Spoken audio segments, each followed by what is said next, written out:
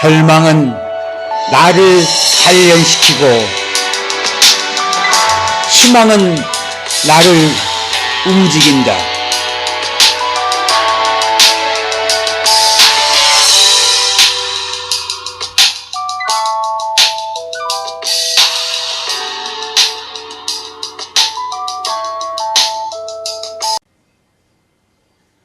미팅 한 번 못해본 공대생. 굵직한 행사들에 초대받으면서 나도 모르는 사이 차근차근 외교 훈련을 쌓아가고 있었다. 세계를 돌아다니면서 나는 다양한 외국어 능력의 필요성을 절감했다. 그리하여 본격적으로 영어 공부에 매달렸다. 버스를 타고 이동하거나 방을 청소할 때, 뜨개질을 하거나 양치를 할 때 등 조금이라도 짜투리 시간이 나면 새로운 단어가 포함된 문장을 암기하거나 테이프를 들었다.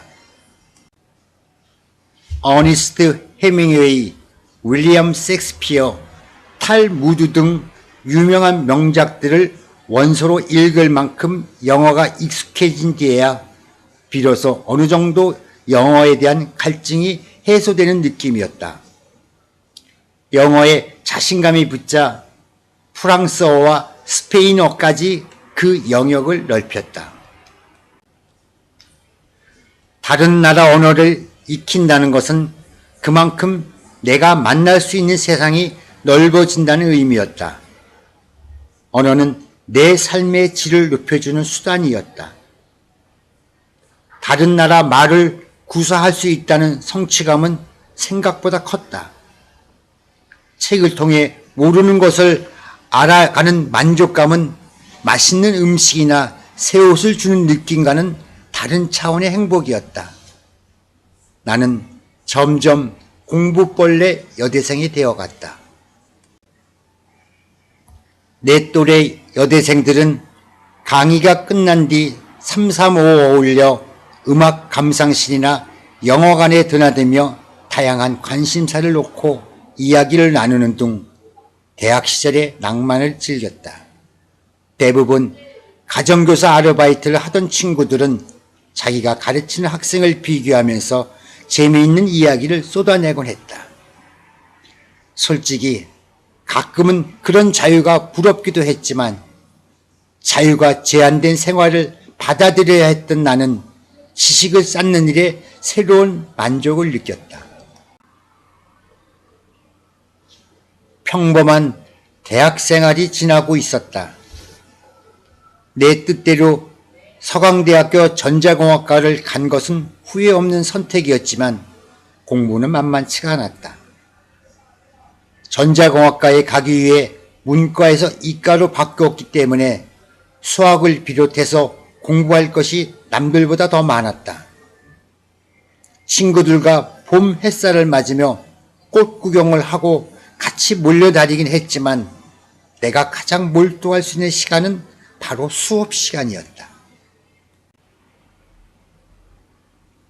남자 동기들은 수업이 끝나면 한 무리씩 몰려나가 주점으로 향했다. 막걸리 파티가 벌어지는 모양이었다.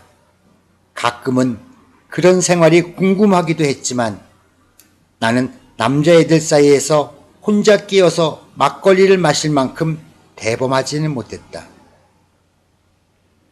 20살 언저리 적당히 수줍은 나이였다. 하루는 남자 동기 중 한 명이 내게 성큼 다가오더니 그늘씨 나 데모하러 갑니다 하고 말을 건넸다.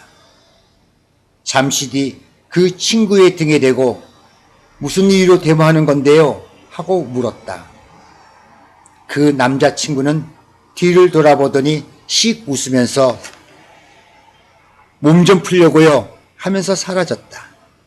마치 나 운동하러 간다는 말처럼 일상적으로 들렸다. 데모를 하더라도 과동기들은 수업에 빠지지 않으려고 애를 썼다. 수업 시간마다 빈자리가 거의 눈에 띄지 않을 정도로 출석률은 높았다. 수업 시간에 늦게 들어온 남학생에게 교수님이 이유를 묻자 데모하고 왔습니다 라고 말하며 성큼 자리에 가서 앉았다. 그 남학생의 얼굴에는 팽팽한 긴장감보다 수업 시간에 늦은 쑥스러움이 배어 있었다.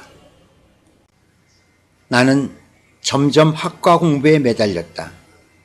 내가 할 수 있는 최선이었다. 아버지가 알려진 분이셨기에 내 대학생활은 다른 친구들에 비해 운신이 폭이 좁았다.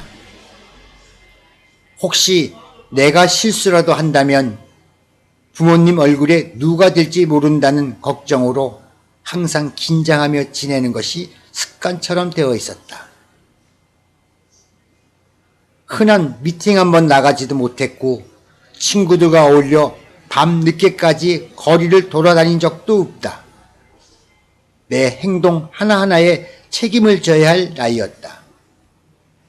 돌출 행동이나 엉뚱한 일을 만들어 경호팀 사람들을 힘들게 하고 싶지도 않았다. 굳이 그러지 않아도 그들은 충분히 지루하고 힘든 일을 하고 있는 터였다. 하지만 단 하루 나는 경호팀의 눈을 피해 일탈을 감행했다. 학교에 등교해서 강의실로 가는 척하다가 뒷문으로 빠져나가 명동으로 향했다. 명동으로 가는 버스 안에서 창문을 활짝 여니 기분 좋은 봄바람이 불어왔다. 하늘에는 솜사탕처럼 풍성해 보이는 뭉게구름이 평화롭게 떠 있었다. 버스에서 내려 명동 이곳저곳을 기웃거리는 발걸음이 날아갈 듯 가벼웠다. 거리를 걷던 중 중앙극장 앞에서 영화 천일의 N 포스터가 눈길을 끌었다. 난 무작정 표를 끊고 영화관으로 들어갔다.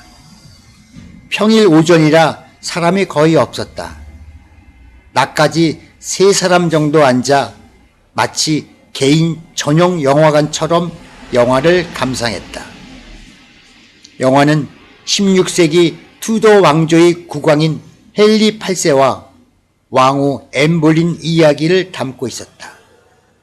앤 볼린의 기구한 삶의 영화를 보는 내내 가슴 조였던 기억이 난다.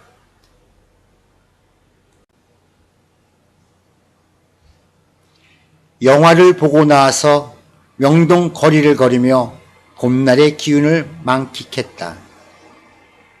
사람들의 가벼운 옷차림에서 봄 기운이 물씬 느껴졌다. 쇼 윈도우에 걸린 옷들을 구경하다가 마음에 드는 옷이 있으면 들어가서 걸쳐보기도 했다. 간혹 옷가게 점원이 어디서 많이 본 분 같아요. 혹시 텔레비전에 나오지 않으세요? 하고 물으면 흔한 얼굴이라서 누구랑 비슷하다는 말 많이 들어요. 라고 웃으며 답하곤 했다. 명동거리에는 멋쟁이들이 많았다. 그 무렵 유행하던 나팔바지부터 미니스카트까지 경쾌한 여대생들의 옷차림이 보는 눈을 즐겁게 했다. 기타를 둘러매고 오가는 남자들도 심심찮게 볼 수 있었다. 길을 걷다가 마음에 드는 찻집을 발견했다. 창이 넓어 햇살이 잘 들어오는 집이었다. 문을 열고 들어가니 커피향이 코끝에 맴돌았다. 나는 창가 쪽에 자리를 잡고 앉아 지나가는 사람들을 물끄러미 바라보았다. 사람들은 저마다 자신의 목적지를 향해 바쁘게 걸어가고 있었다. 그 모습이 활기차 보였다. 봄이 오니 사람들의 표정에 한결 여유가 묻어나는 듯했다. 맞은편에 대학생으로 보이는 남자가 책을 읽고 있었다. 그도 나처럼 수업을 땡땡이 친 모양이다. 잠시 나와 눈이 마주치자 그가 먼저 웃음을 지어보냈다. 나도 모르게 미소가 지어졌다. 찻집안에는 모차르트의 음악이 흘렀다. 그저 평화롭고 나른한 한때였다. 혼자만의 자유, 참 소중한 시간이 흘러가고 있었다. 가로등이 하나 둘 켜지기 시작할 무렵 나는 명동 성당에 들려 저녁 미사에 참석했다. 기도하는 사람들의 표정에서 간절한 바람들이 느껴졌다. 내 마음도 알 수 없는 경건함으로 고요해졌다. 성당을 나오니 거리에 어둠이 내려앉았다. 집으로 돌아가야 할 시간이었다. 충동적으로 감행한 일탈이지만 후회되지는 않았다. 다만 걱정하고 계실 부모님께 죄송한 마음이 들었다. 저녁 시간까지 돌아가지 않아 경호원 또한 애를 먹고 있을 터였다. 미안한 마음이 들었다.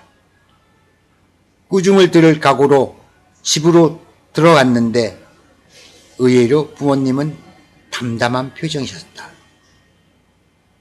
이것저것 물으실 줄 알았는데 아무 일도 없다는 듯이 저녁 식사를 하셨다. 다음날 태연한 모습으로 학교에 가니 한 친구가 다가와 물었다. 어제 어디 갔다 왔었어요? 경호로 보이는 사람이 찾던데요? 나는 빙그레 웃으며 답했다. 천일의 앤 봤나요? 친구는 뜬금없이 무슨 얘기냐는 표정이었다. 어제 그 영화 봤거든요. 그제야 친구도 이해하겠다는 듯한 얼굴이 되었다. 그네씨, 다음엔 혼자 보러 가지 말고 같이 가요. 봄인데 강의 시네마 있자니 답답해요. 우리는 서로 너스레를 떨며 강의실로 향했다. 그 후로 별다른 사건 없이 조용하게 시간은 흘렀다. 연구실에서 지내는 시간이 많아지면서 나도 점점 공대생의 모습을 갖추었다. 검사 결과를 기다리느라 밤늦게 집에 가는 일이 종종 있었다. 독한 화학약품 때문에 스타킹에 구멍이 뚫리기도 했다. 그네씨, 스타킹 땜질 해야겠네요. 구멍이 크게 났네요. 과에 여학생이라곤 단 둘뿐이었기에 가끔 농담스러운 말을 듣곤 했다. 이런 일이 잦아서 나중에는 남학생이건 여학생이건 구분을 하지 않고 스스럼 없이 어울려 지냈다. 가끔 친구들과 어울려 학교 앞 음악다방에 앉아 봄 햇살을 즐기며 수다를 떨었는데 남학생들이 피어대는 담배 연기는 참기 힘들었다. 학교 앞 다방이라는 게 지금의 카페 느낌이 아니라 너구리 굴 속처럼 어두운 곳이 많았다.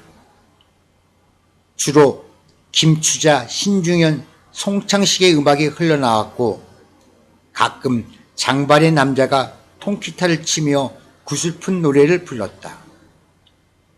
점심은 도시락을 싸가거나 구내 식당에서 해결했다. 학교 구내 식당의 점심 메뉴는 딱 3가지였다. 짜장면, 볶음밥, 오므라이스. 이 중 짜장면이 가장 싸고 맛있었다. 짜장면 30원, 볶음밥 50원, 오므라이스는 한 70원쯤 할 때였다. 친구들마다 식성이 달랐기 때문에 3가지 메뉴를 시켜놓고 나누어 먹으며 수다를 떠는 점심시간은 대학 생활의 재미 중 하나였지 싶다. 서강대학교 개교 10주년이 되면서 가별 행사가 있었다. 전자공학과는 생긴 지 2년밖에 되지 않아서 다른 과에 비해 인원수도 적고 모아놓은 과학 활동비도 적었다. 강의가 끝나면 남학생들이 우르르 한자리에 모여 가장 행렬할 때 무엇을 할 것인지 열띤 토론을 벌였다. 돈도 없는데 입는 것보다 벗는 게 낫지 않을까요? 역시 머리가 좋아. 우린 그냥 벗고 뛰죠. 가방을 챙기며 잠잠고 남학생들의 말을 듣고 있자니 웃음이 나왔다. 그네씨, 우리가 뭘 하면 멋있다고 소문이 날 것 같아요? 글쎄요. 결국 우리 과의 남학생들은 아프리카 토인으로 변신하기로 합의를 본 것 같았다. 나에게는 전자공학과 길을 들라는 임무가 주어졌다. 토인 복장을 하지 않아도 된다는 것만으로도 어찌나 감사한지 나는 두말 없이 길을 들고 선두에 서서 신촌까지 가장 행렬을 벌였다. 우통을 벗은 남학생들이 토인 복장을 한 채 얼굴에 검댕이 칠을 하고 있으니 오가는 사람들의 시선이 우리에게 모아졌다. 보는 사람마다 킬킬 거리며 웃고 있었다. 나 또한 남학생들이 몰골을 보니 웃음을 참을 수가 없었다. 과 동기들도 서로의 꼴을 바라보며 배꼽이 빠지도록 웃었다. 지금 돌이켜봐도 참 유쾌한 하루였다. 한쪽에서는 데모가 벌어지기도 했지만 대체로 캠퍼스 안은 평화로웠다. 바람에 나풀거리는 화사한 색깔의 치마를 입은 여학생들과 잔디밭에 삼삼오오 둘러앉아 기타를 치는 남학생들의 모습이 종종 눈에 띄었다. 학교 규칙이 매우 엄격해서 수업에 빠지면 진급이 어려웠고 제때 졸업을 할 수도 없었다. 교수님들은 학점에 매우 엄격했다. 정말 열심히 하지 않고는 A학점을 받기 어려웠다. 전자공학이라는 학문이 어려우리라는 것은 미리 예상하고 선택했으니 더 잘하고 싶었다. 나는 무거운 책을 옆구리 끼고 연구실과 강의실을 열심히 넘나들었다. 3학년이 되니 실험실 과제가 많았다. 물리 실험은 2인 1조로 진행했는데 그날 내 파트너는 ROTC 후보생 친구였다. 그 친구는 후보생 교육이 끝나는 저녁 7시에 실험실에서 만나 과제를 하자고 그랬다. 시간에 맞추어 실험실에 도착했지만 아무리 기다려도 친구가 나타나지 않았다. 늦은 이유가 있을 거라고 생각하며 책을 읽고 있었다. 어느덧 30분이 훌쩍 지나더니 1시간을 넘어서고 있었다. 급한 사정이 있을 수 있으니 조금 더 기다려 보기로 했다. 요즘처럼 핸드폰이 있다면 간단하게 해결되었을 텐데 그 당시는 삐삐조차도 없었으니 기다리는 것밖에 달리 방법이 없었다. 친구는 3시간 가까이 흘러 모습을 나타냈다. 그때까지 실험실에 남아있는 날 보자 깜짝 놀라는 눈치였다. 몹시 미안한 얼굴로 자신이 임원직을 맡고 있어 이것저것 정리하느라 시간 가는 줄 몰랐다며 그냥 가지 그랬냐고 했다. 나는 약속을 했기 때문에 그럴 수 없다고 대답했다. 밤 10시가 넘은 시간 12시 통금을 생각해서 우리는 실험을 다음 날로 미루고 공학관을 빠져나왔다. 친구와 학교 정문까지 걸어가는 동안 이런저런 이야기를 나누었다. 장래 희망, 가족 이야기, 전자공학에 거는 기대까지 잠옷 진지한 대화가 오고 갔다. 나는 친구들과 이런 대화를 나눈 시간을 매우 좋아했다. 누군가의 의지와 소망, 미래를 향한 꿈과 열정을 상상하고 있으면 인생이 더없이 아름답게 느껴졌다. 세월이 흐른 뒤 우리는 어떤 삶을 살고 있을까요? 차가운 밤 공기를 맡으며 친구는 먼 미래를 떠올리고 있었다. 자기가 원하는 바대로 살고 있다면 좋겠어요. 그네 씨는 어떤 꿈을 가지고 있는데요? 구체적으로 생각해 본 적은 없어요.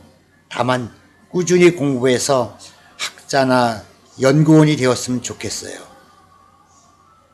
민환이 공기가 차갑고 맑은 가을밤이었다. 밤하늘에 북두칠성이 반짝이면서 빛을 발했다. 졸업이 다가올 무렵 나는 수석 졸업이라는 소식을 들었다. 예상 못한 일이라 무척 놀랐지만 정말 기뻤다. 다음 날 가족이 모인 점심 식사 자리에서 부모님께 이 사실을 알렸다. 어머니와 아버지 모두 기뻐하셨다.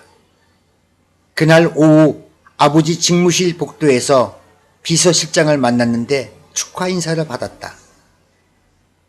부모님 외에는 누구에게도 알리지 않은 사실이라 의아해 물어봤더니 아버지가 너무 기뻐하시며 이야기를 전해주시더라고 했다. 갑자기 콧등이 시큰했다. 졸업식을 앞두고 내가 입을 한복을 골라주는 어머님의 눈가가 붉어졌다. 내일이 너무나 가슴 벅차고 두근거려서 밥을 먹지 않아도 배가 부른 것 같아. 어머님의 손에는 꽃 자줏빛 한복이 들려 있었다. 수석으로 졸업하는데 옷 한 번 안 해주고 입던 옷을 입으라고 해서 미안하다. 나는 활짝 웃으며 괜찮다고 답했다. 하지만 어머니의 표정은 여전히 미안하다고 말하고 있었다. 어머님의 옷을 깨끗하게 손질해 입은 것이 오히려 내게는 더 뜻깊은 일이었다. 수석 졸업이 어머니에게는 최고의 선물이 되었던 듯하다. 뒤늦게 나는 이것이 내가 어머니에게 한 처음이자 마지막 효도였다는 사실을 깨달았다. 불행은 소리 없이 찾아오고 있었다.